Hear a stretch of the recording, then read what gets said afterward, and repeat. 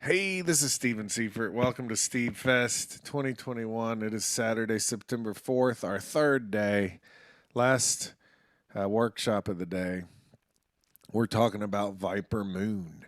And this is a tune that really got my attention right after I got a Dulcimer because I ended up with David Schnaufer's CD and I thought, what is this? And I couldn't tell what was the guitar versus the Dulcimer.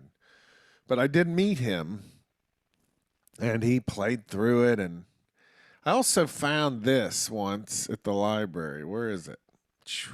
That's not where it is. There it is.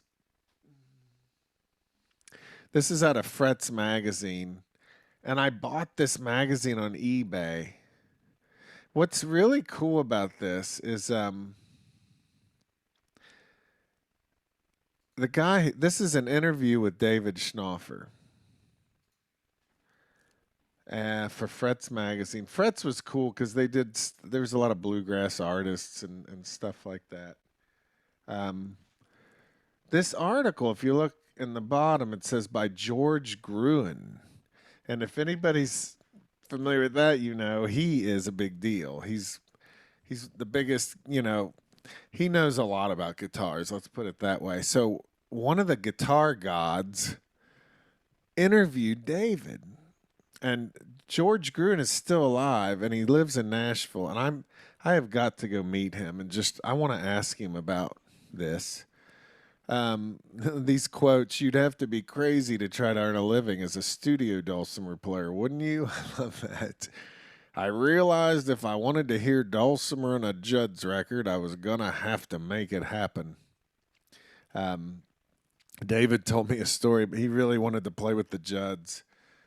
And so he found some pictures of him in a magazine and he put them up on the wall and he just kept thinking, I want to be on their record. And he found out they were doing a record and he went and stood outside the door and waited until the cigarette smokers came out and he just told them, I'm here to play on the record. And he ended up getting on the record.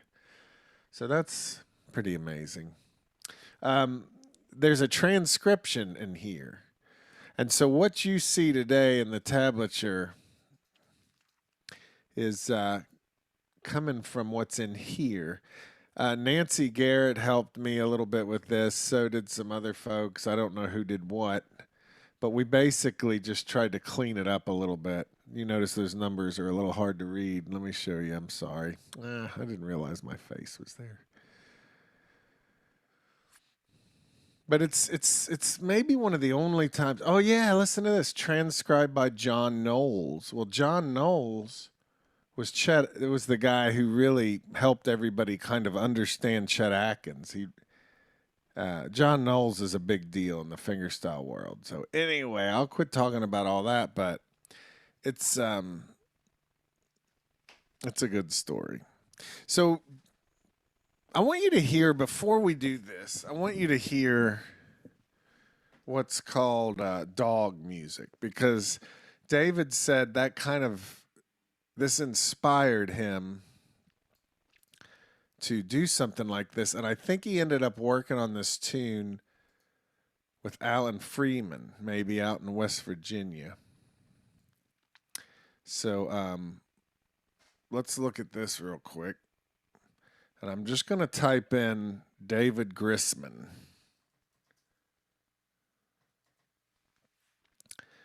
And if you go listen to his music, some of it's so nice. I mean, you're bound to like it, I think.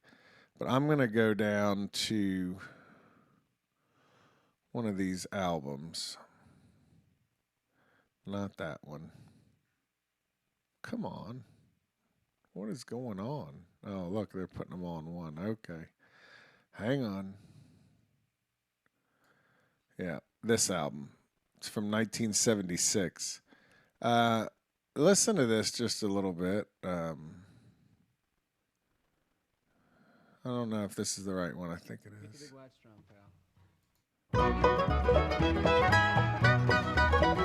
Let's do this one. Let's do this one. Nope, not that one.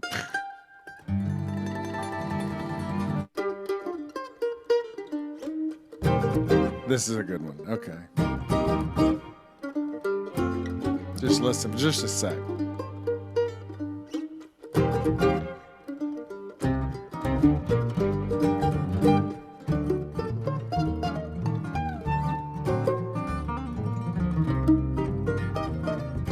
Okay, so it's swingy, but it's using bluegrass instruments, and I want you to look at this real quick because that dog music from the 70s, 80s, 90s is also going to be, if you look at Django, DGJA, and Django Reinhardt.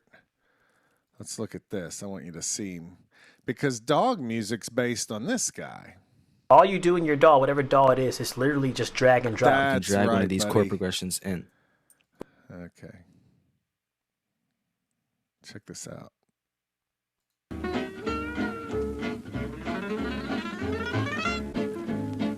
He really only had 2 working fingers in the left hand.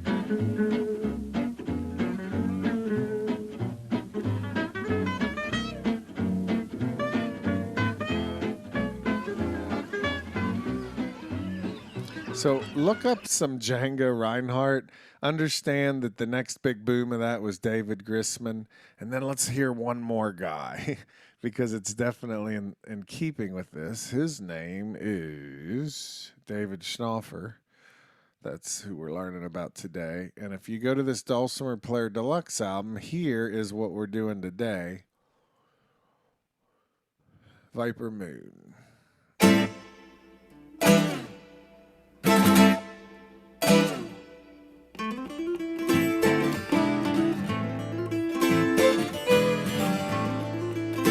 Hear that little lick? Ba ba da ba ba da ba. Ba ba da ba ba da ba.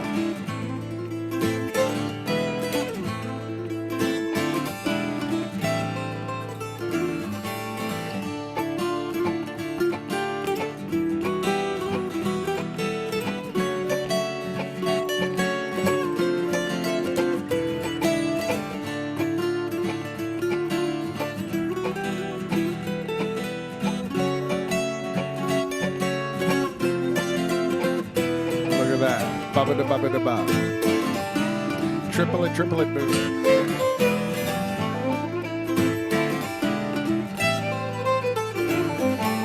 There you go. So that's what we're working on today. And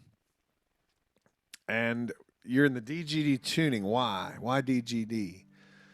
Well, you can do things in DGD that you can do in DAD and vice versa, but the big advantage of DGD is that it gives you an F on the middle string.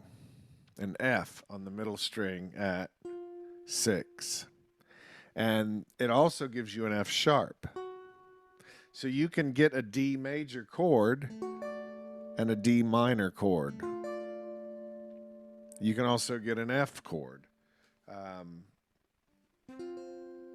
So why did David do this? I don't know, but I think Alan Freeman, I think they worked it out together. So let's just jump in there. If you got any questions, make sure you ask me. All right, here we go. So the first chord, listen to this. What's going on there? Can you hear that okay? You're going to strum it. And right after you strum it, you're going to lift up, but not off. So that's kind of like a mandolin chop. This next chord is probably one of the weirdest ones in the song, a 7-9-8. Same kind of trick there.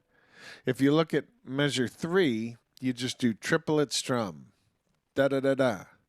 Ba-ba-ba-ba. And you make that last one short. Do that. It's all wrist. Make sure you're using your wrist and not your arm there. And then measure 4 is the 7-9-8 again. So let me count, and you guys just play these first 4 measures. 1, 2, ready, go. 1, 2, 3, 4. 1, 2, 3, 4. Triple it, boom. 3, 4. 1, 2. Let's do it again. 1, 2, 3, 4. 1, 2, 4. 1, 2, 3, 4. 1, 2, 3. Now, it's not uncommon when I teach this, somebody will do this. They'll take their hand off. But then you hear things, especially if you're not careful. Once the silence has been achieved, then you can take your hand off. Some people ask, well, why don't you just use your right hand to stop the sound? You can. But sometimes you're so busy playing that the right hand doesn't have time to do that. So it is very good to learn how to do it with your left hand. Just listen to the beginning of that tune again, just the very, very start.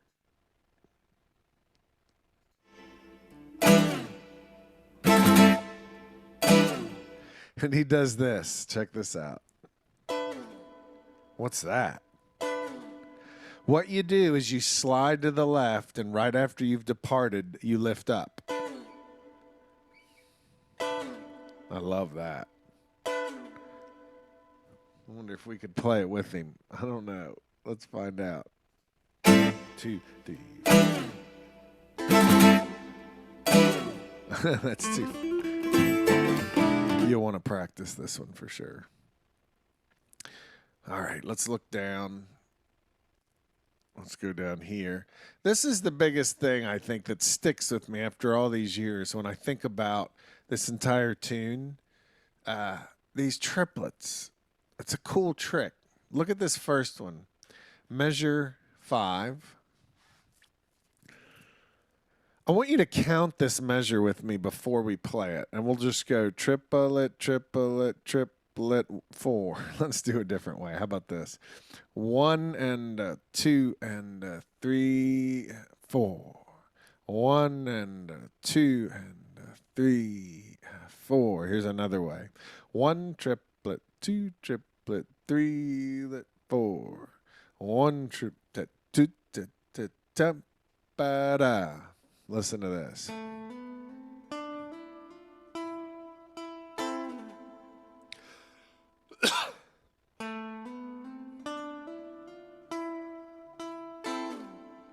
You only pick the first note of these first 2 triplets, and then you get the 5 and the 6 with hammers.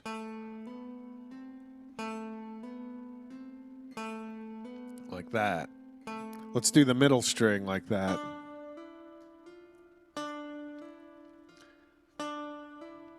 And then when you get to this third triplet where the first 2 notes are kind of connected, it's like a quarter note. I do pick both of those.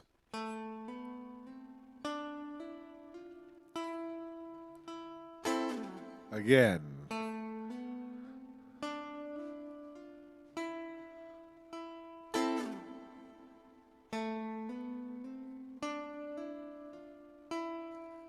A little faster, measure 5.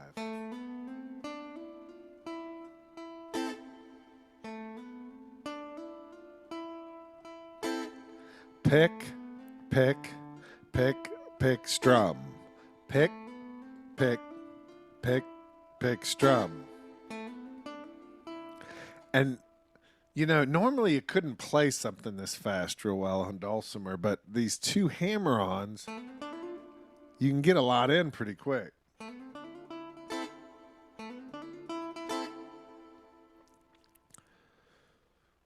Now, David didn't play with his thumb a whole lot, if hardly at all, hardly ever. I think he said he used it on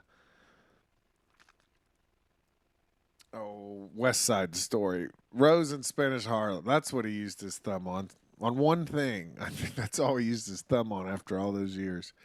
So it would be a lot of ring middle index, a lot on this song. I probably didn't use his pinky or thumb. But you can, of course, do whatever you can get away with. Look at measure 6. Listen to this one.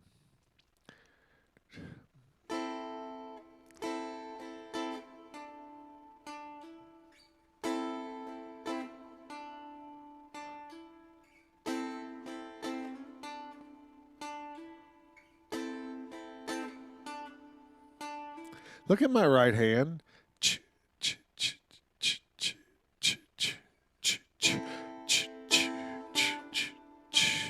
Notice I keep moving even though I'm not hitting the strings sometimes.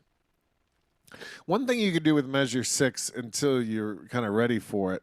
Now, look, I know advanced players, many of you can maybe read through this pretty fast, but is your timing good?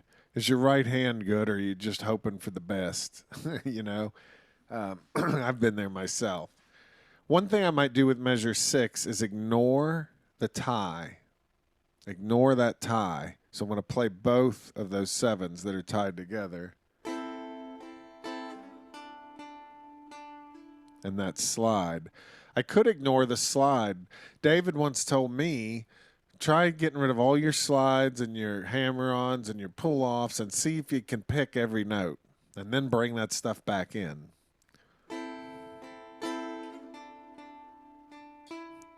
One, cha-cha, chan-chan, chan.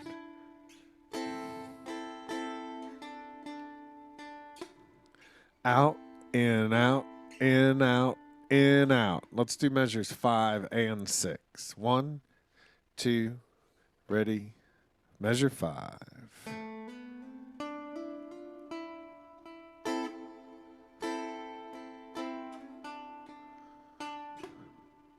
Let's do that a few times. I'm going to start following the tie, and I'm going to start sliding from 7 to 8. Measure 5.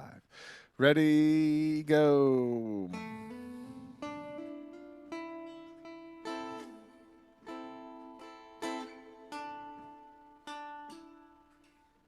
Also, David did show me this. When you do a slide, I'm moving as if I'm picking it. See that? That can help you keep your timing better. Measure 5. Ready, go.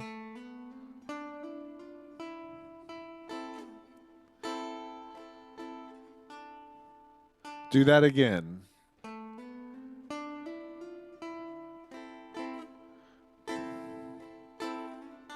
Two more. Measure 5.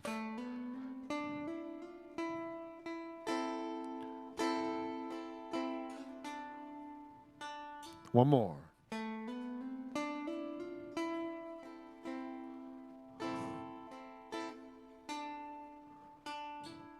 Now, if you look at measures 7 and 8, it's a very similar kind of thing. Any questions about this right now? It's hard teaching advanced people because I don't see you or hear you or nothing. Carol's cool looking. Carol with the yellow house, those glasses. I might have to put some on. It's bright in this room, I'll tell you that much. All right. Let's look at those next two measures. So, Steve, we're hearing your dulcimer through your microphone, not your pickup. oh, I'm glad you told me. I see why. Is that better? Goodness gracious. But you did hear it a little, I hope, just barely.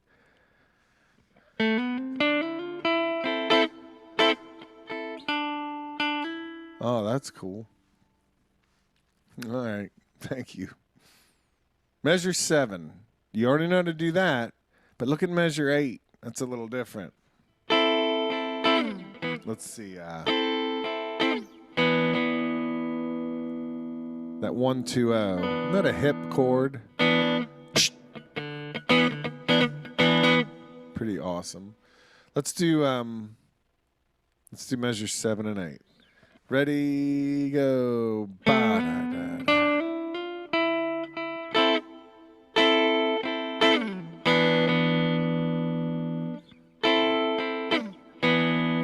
I think we ought to listen to it, but I definitely think we could get rid of this one right here. We'll have to listen to the track, but I think I want to try that. Measure 7 and 8 over and over. 1, 2, ready, go.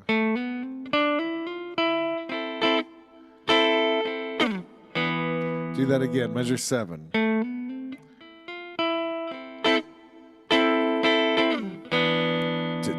Oh, you know what? I know what it is. These are tied. I'm pretty sure these two are tied, and I just didn't get it in there. So you only hit the first one, and then you just hold it. Let's do measures 7 and 8 now. Ready, go.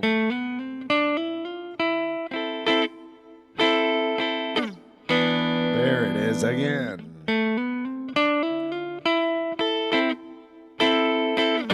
Ow, that's some attitude.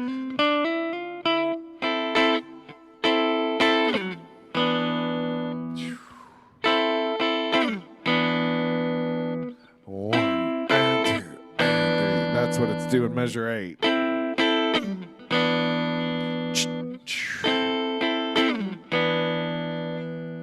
All right. Let's do the first 4 measures. Well, actually, not the first 4 measures. Let's do measures 5, 6, 7, and 8.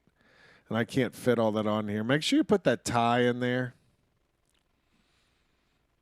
I'd rather you see my hands than the music. Make sure you got the music. So let's do all 4 measures, 5, 6, 7, and 8. 1, 2, ready, go.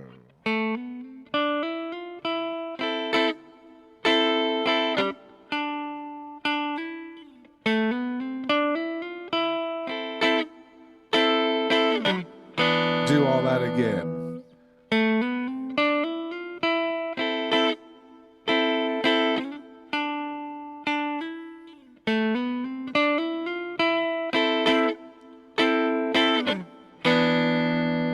Man, that is so hip. Hip. Look at measure 9. You know that. Da da da da da da da da da. This one. Da da da da da ba. That's very much like measure 6.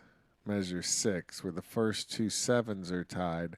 And I suspect in measure 10, the first 2 7s should be tied like this. We're still trying to figure out what in the world he was doing.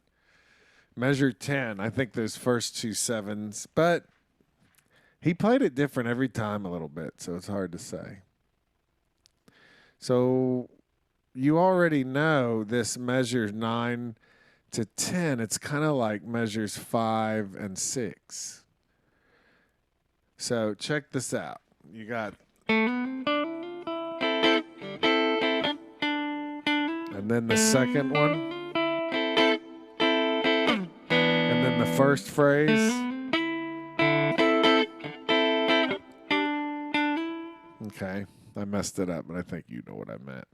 Let's look at what comes right after that. Yeah, measure 11. Check this out.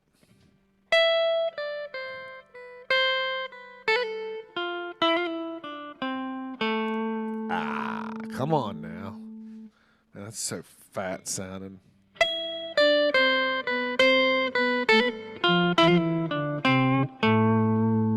That's awesome. I had to put a little mojo on that. Now, how did he probably do this? He probably did it in 3-finger groups with a slide every once in a while. I guess he just needs one slide in there. 8, 7, 6, and then when you run out of fingers, go to the 5. Well, that's where I bring in a pinky.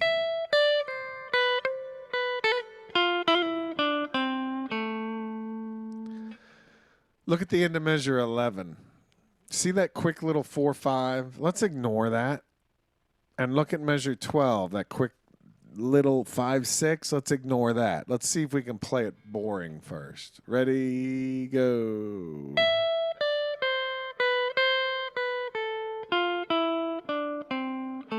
Look at my right hand. Out, in, out, in. Just see if you can get this plain first. Ready, go.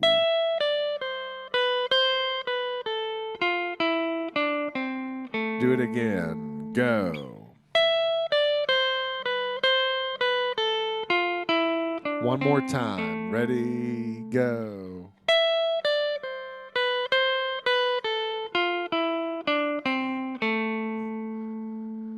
Now, look at the end of measure 11. You just played a 4 with your ring finger. Well, I did. You're going to, if you want to use this grace note, you're going to pick the 4 and do a very quick hammer onto 5 and come right back to 4. So you want to leave your 4 down. Look at this.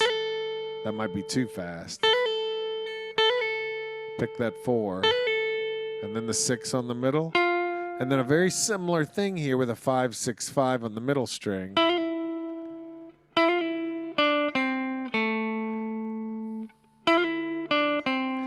And although these look like they precede the beat, that's not true.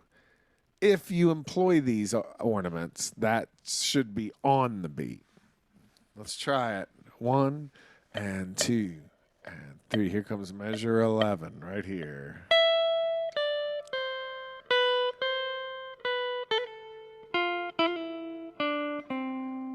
Ready again. Out, in, out, in, out, in, out, in, out, in, out, in, out, in, out. Notice how I'm keeping that groove happening. So we have the first phrase,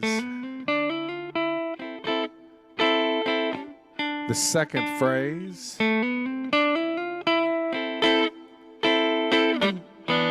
the first phrase again, and then this new phrase.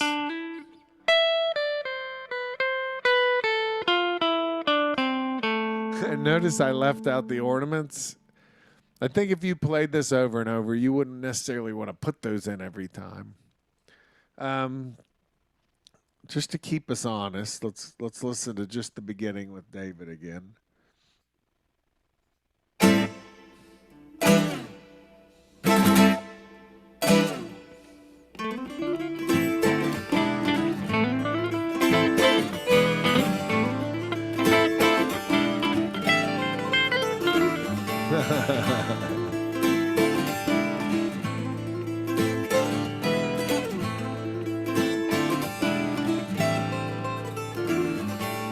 Okay, good news is you just do all that again.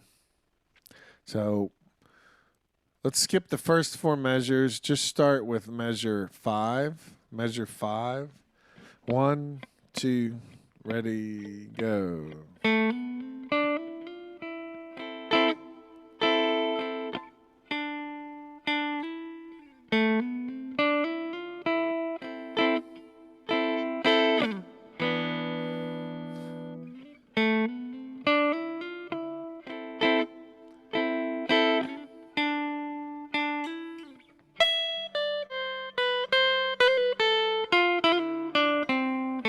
Then back to measure 5.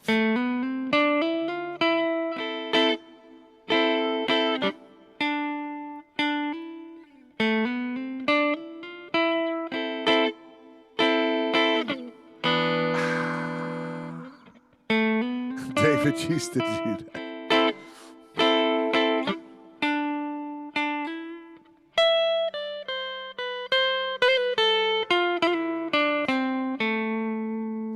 Something like that. All right. I want to look at your all's faces, see what's happening. Any thoughts or questions on that?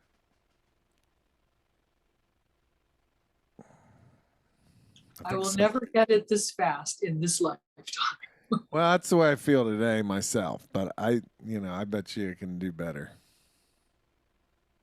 I had some of the best advice once on playing fast. You know, we always say it's better to play slow and right than fast and sloppy. That's only right half the time.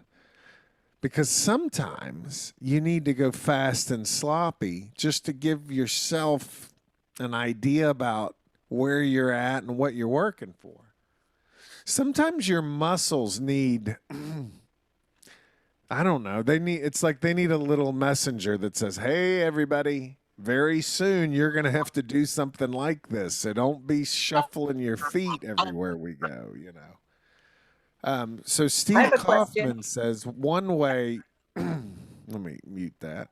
One way you can get faster, which is crazy, is just figure out how fast you can kind of play it and then double the speed, no matter how nasty it is.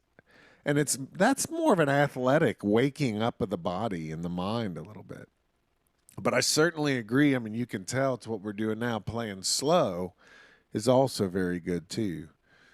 I've been trying to play Irish reels faster my whole life, and I finally am making progress. But the biggest way I did is I just forced myself to go faster than I thought made any sense. And I'm sure a lot of teachers would say, "Oh, what are you doing?"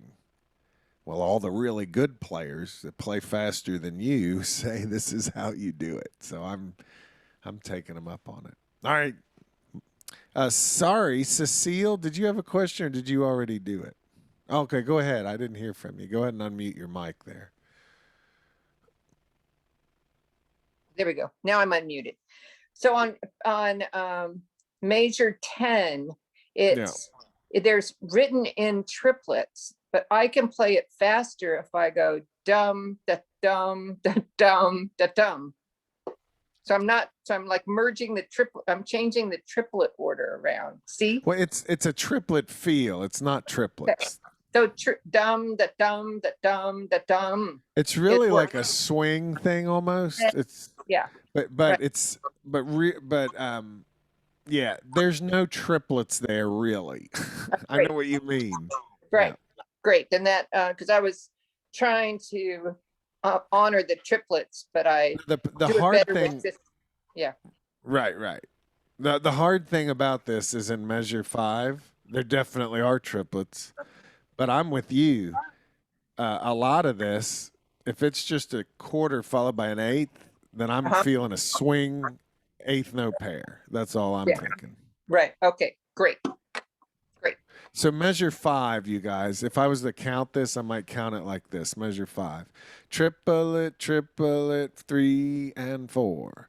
Triplet, 3 and 4. Let's do that to measure 5. 1 and 2 and 3 and 4. 1 and 2. Some people say 1 triplet, 2. Let's try that on measure 7. 1 triplet, 2 triplet, 3 and 4. Next measure. 1 and 2 and 3. Measure 9. 1 triplet, 2 triplet, 3 and 4. Next page. 1 and 2 and 3 and 1 and 2 and 3 and 4. Now that's a good point. So no questions about the A part, except you're going to practice. I know that.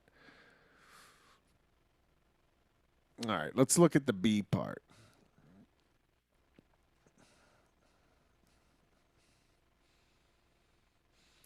There's 2 solo sections.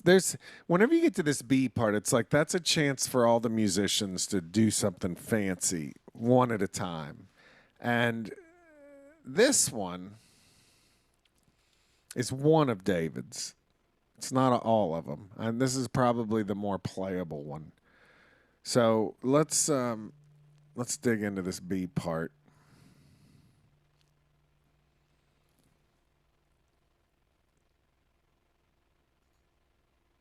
Thank you for your patience. There we go. Notice the chord's a B minor. I'm sorry, a D minor. If you were backing up somebody, you could use an O10 there, because that just gives you a D, A, and a D. But if you want to get a D minor in there, you need an F, and that's where this F on the middle string at 6 comes in. That'd be a nice way to back up somebody.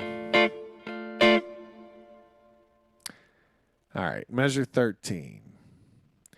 Let's leave out those fancy notes, those little light, tiny ones. Just play simple stuff. 1, 2, ready, go. 4, 5, 6, 5, 5, 6, 7, 8, 5, 6 and a half, 7, 6 and a half, 5, and I ran out of page here. Let's do that again. Notice it's using 6 at first. And then it does this. That's pretty cool. Measure 13. 1, 2, ready, go.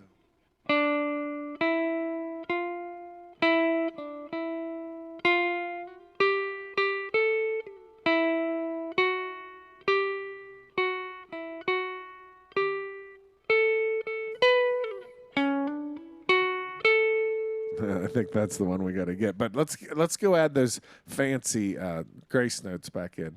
Measure 13. We've got it in measure 15. All right. Measure 13. 1, 2, ready, go.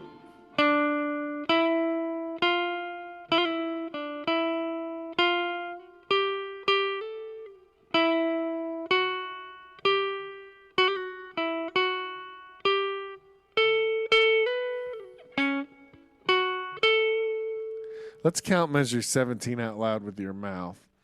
1 triplet, 2, and. 1 triplet, 2, and. That's a tie note. Triplet, 2, and. Bum ba da ba da. It's very common for me when I have a little trouble with a rhythm to try to read it, and as soon as I can, try to do it with my mouth. And once it's in my mouth, I just quit thinking of Dulcimer. Ba-da-da-dum-ba. Ba-da-da-dum-ba. And then I start alternating my hand in the air. Ba-da-da-dum-ba. Ba-da-da-dum-ba. Now we get to use, I don't think it's labeled there, but you're going to want to do a hammer there. On measure 17, a hammer. Hammer. So the 6.5 to the 7. You're going to hammer into that, and the 7 to the 8. All right, let's play the sucker with the fancy notes. Measure 13. 1, 2, ready, go.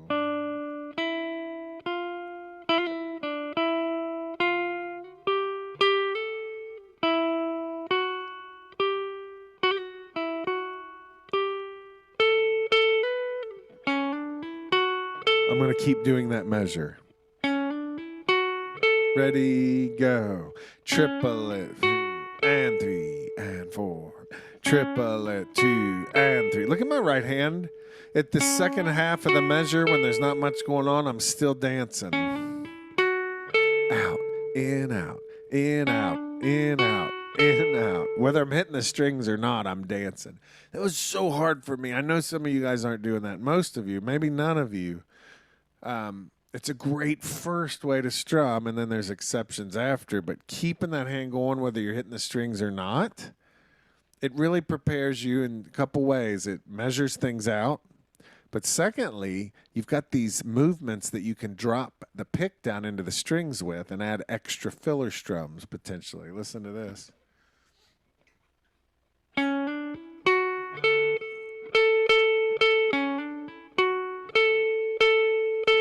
I messed that up. So sometimes I hit the strings more than you might expect. Let's look at the next. Let's actually put together 17 and 18. 17 and 18. 17 and 18. Here's measure 17. Ready, go. Next measure. Do those two again. Out, in, out, in, out, in, out, in, out.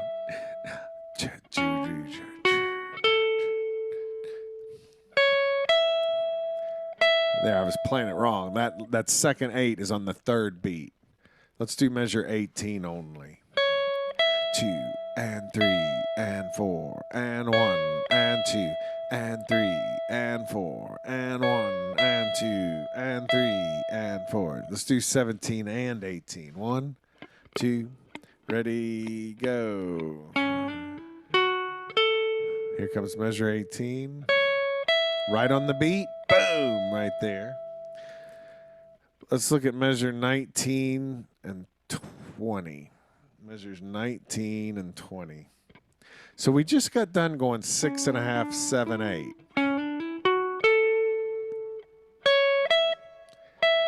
Then you do a similar thing, but the 6.5s turn into 6s.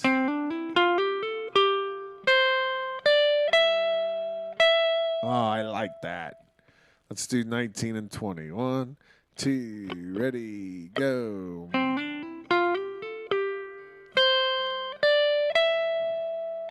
Again. Triple it, 3 and 4. 1 and 2 and 3. Again. Bum bum bum bum bum bum bum. Yum bum bum chicka. Now the trick's gonna be putting all that stuff together. So what we need to be able to do is do measure 13 and get all the way down to measure 20. I think that's true. Might be a lie. Measure 13, and we got to get down to 20. That's right. All right. So look at this F chord. So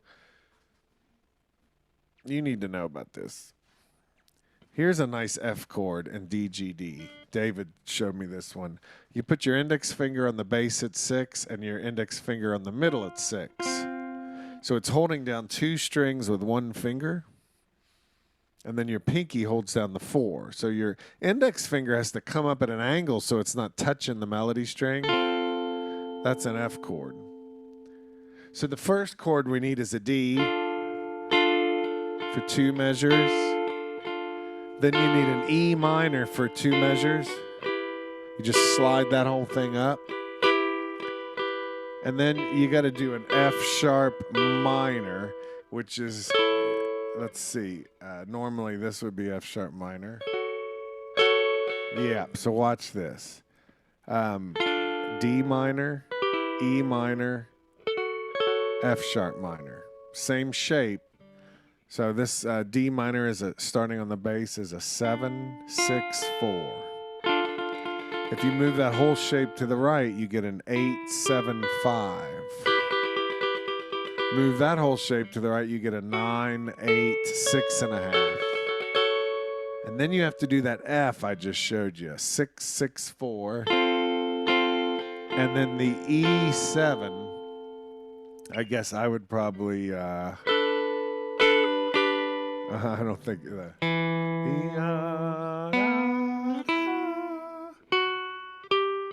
There is no E7 up here, so I'm going to do that chord from the beginning when we went like this.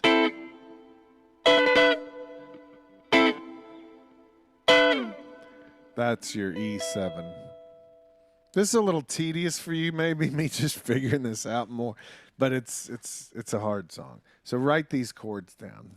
To do backup for this, your D minor 7, 6, 4. D minor 7, 6, 4. Then you need an E minor 8, 7, 5. E minor 8, 7, 5. He probably used ring middle index. I'm throwing the pinky in. F sharp minor 9, 8, 6.5. F sharp minor 9, 8, 6.5. Then you got to do an F, which is a 6, 6, 4. F 6, 6, 4. And then for the E, we're going to go to this chord from the intro, which is a E7, 7, 9, 8. Which sounds funny by itself, but in context it sounds better. And with a bass player or guitar player, it's even better. 7, 9, 8. That's your E7. So let's strum these. D minor. Then go up to the E minor. Just slide to the right. Slide to the right again for F sharp minor. Do this F, 6, 6, 4. And then this E7, which is, that's 7, 9, 8. I'm going to play that into this looper.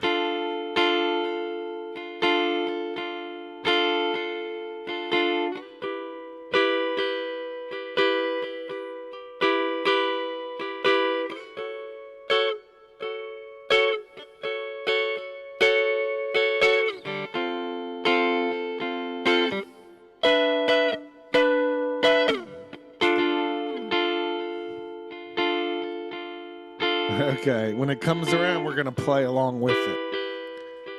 Everybody get ready, because after you hear that fancy chord at the end, we're going to 13, and then we're playing to 14. Here it comes. 1, 2, ready, go.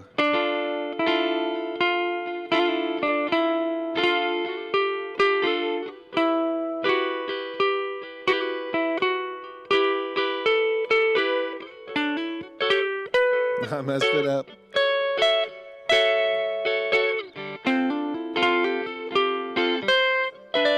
Let's do it again. Measure 13.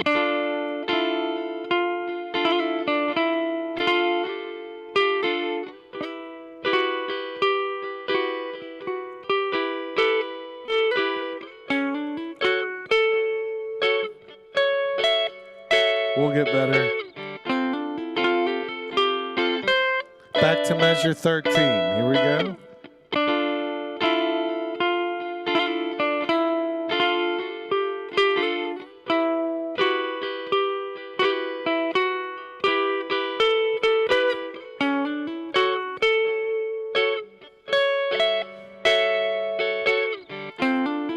One more time.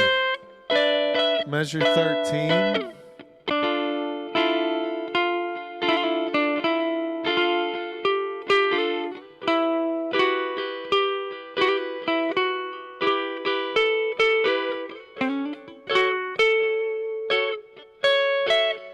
I want to do it one more. I want to nail it. One more.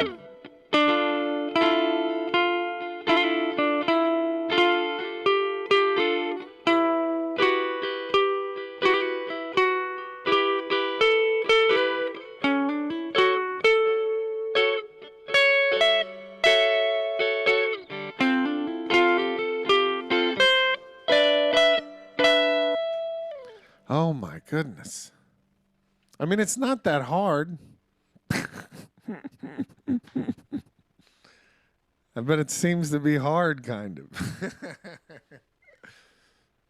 Now, let's look on further a little bit. You got to understand how this song goes. There's codas in here, and there's the A and the B section, and return to this and that. And I got to be honest, that's not my strength. DS, all this stuff. What I would probably do is sit and listen to the song and just be like, oh, this is where they're at. Oh, they're here. And then I start to write out my own little plan, like I'm telling a robot what to do. Do this, then do this, then do this. So you're going to want to sit there with the tune and do that. But when he gets to the end, oh, look at that. Look, everybody, look at the end. Let's see. Where is it? Over here on the right. I forgot about this. They put the backup chords at the end. So you're not supposed to play that like a song. Everything from measure 29 on is just backup chords. Let's look through those and check our work. A minor, 654. E7, 798. That 120 is also an E7. Your D, 442. E, 555. D minor, 764. E minor, 875. F sharp minor, 6.5, 6.5, 4. And then that F. Oh, that's cool. Look, that's a cool move. 6.5, 6.5, 4 to 6, 6, 4.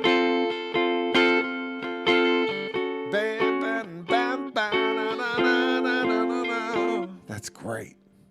I saw David meet Peter Frampton. I just thought of that just hearing that. I did.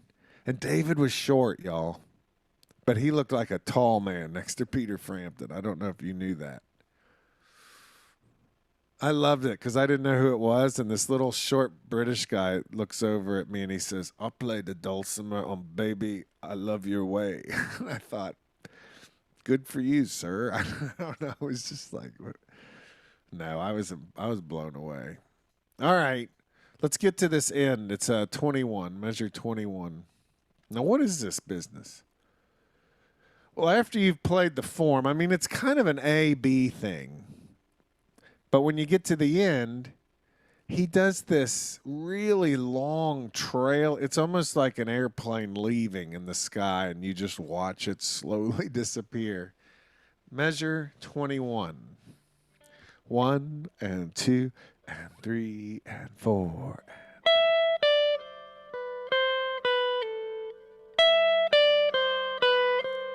Slow down a little.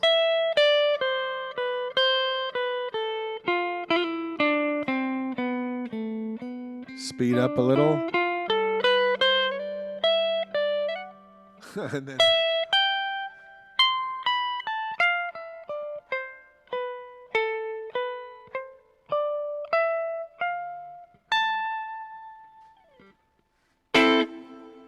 it's got that chord at the end, right?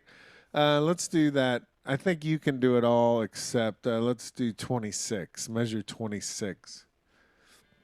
1 and 2 and 3 and 4 and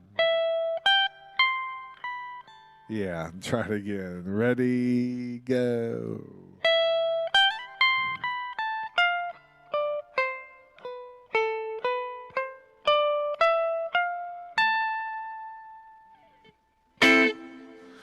Now that's not really, it's almost out of time.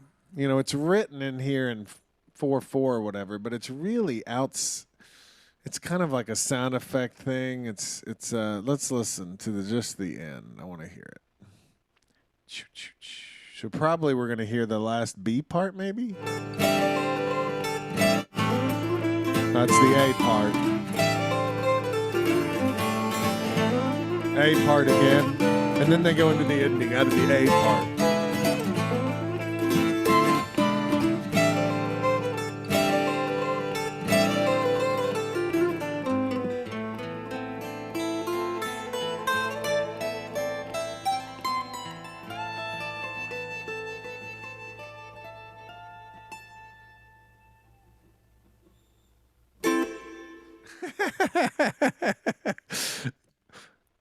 So who's playing on that darn thing? Well, one person is Mark O'Connor. He's playing fiddle on it. You know what people, David, one of David's friends would always joke with him and say, "You almost did it." You know, it sounds like a mean thing to say, but he'd say, "David almost did it." What was he talking about? He was hanging out with those people, you know, Chet Atkins, Mark Knopfler, Mark O'Connor. There's a whole bunch of these guys. We were on the same bathroom as me and David and Porter Wagner. That's about as close to fame as I've gotten, as being in the bathroom with Mr. Universe back in 1988 and then Porter Wagner sometime around 97.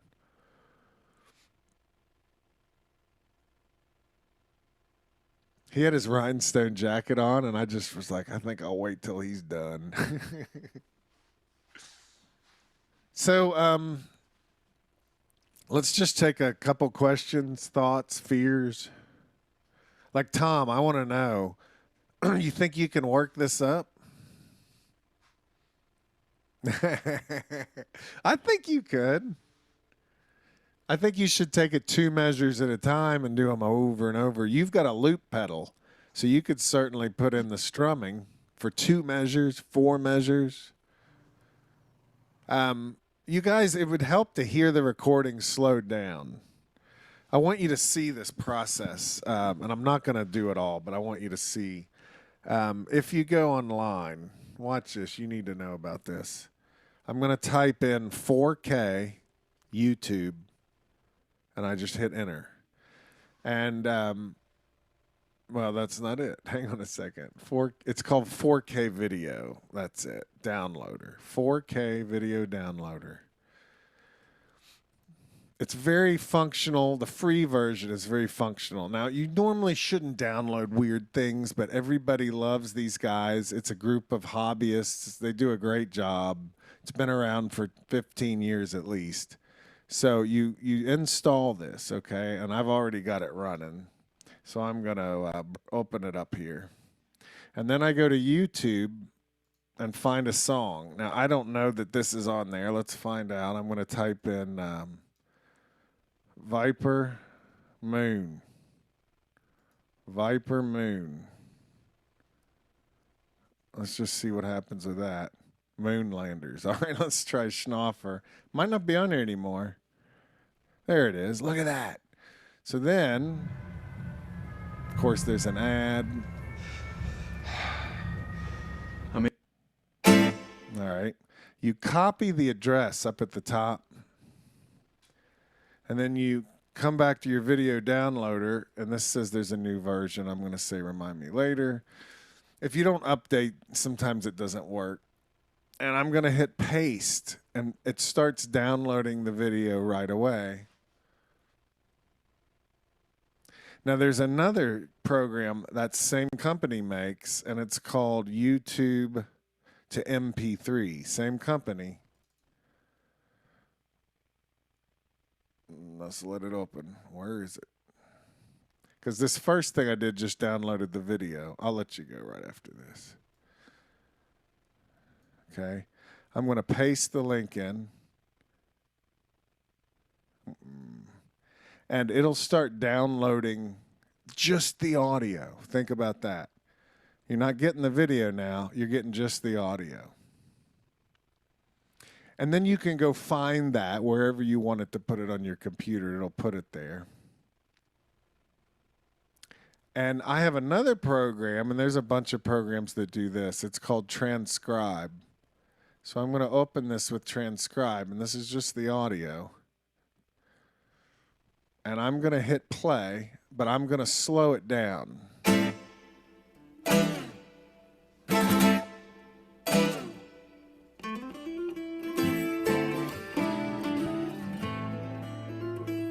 Hear that?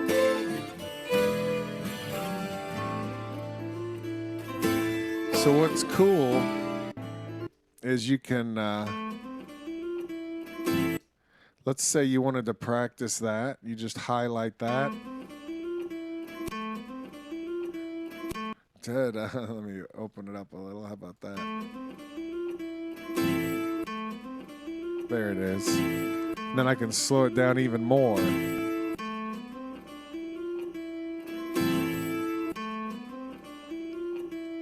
And it'll even allow you to label sections, and it's a lot of professional musicians use this Transcribe. And the way I get the audio is that other program. So that's all. I just wanted you to have an idea how I do that stuff. Let me look at your faces. We'll wrap this up. So again, there was Django Reinhardt in the early 1900s doing the gypsy jazz guitar in France, and then you end up with David Grisman in the 70s and 80s doing what's called dog music, D-A-W-G. It's bluegrassers trying to do that same kind of stuff. And then we get David Schnaufer doing this and recording a great track with some great musicians. And this DGD tuning, we're playing an A minor in a G tuning, but it's pretty powerful. Thank you guys very much. And Viper, there's two things about Viper Moon. One of them is it's where Gene Ritchie grew up, Viper, Kentucky. Now, the other thing, whether you want to know it or not, is it's also in the early 1900s, it was like a jazz musician who smoked marijuana. So you got your Viper Moon. I'll let you do with that whatever you want, depending on what state you're in. God, I don't like to end on marijuana. Everybody love your friends and family. Be good to each other. Thanks for loving me, and I'll see you tomorrow. Adios. Thanks.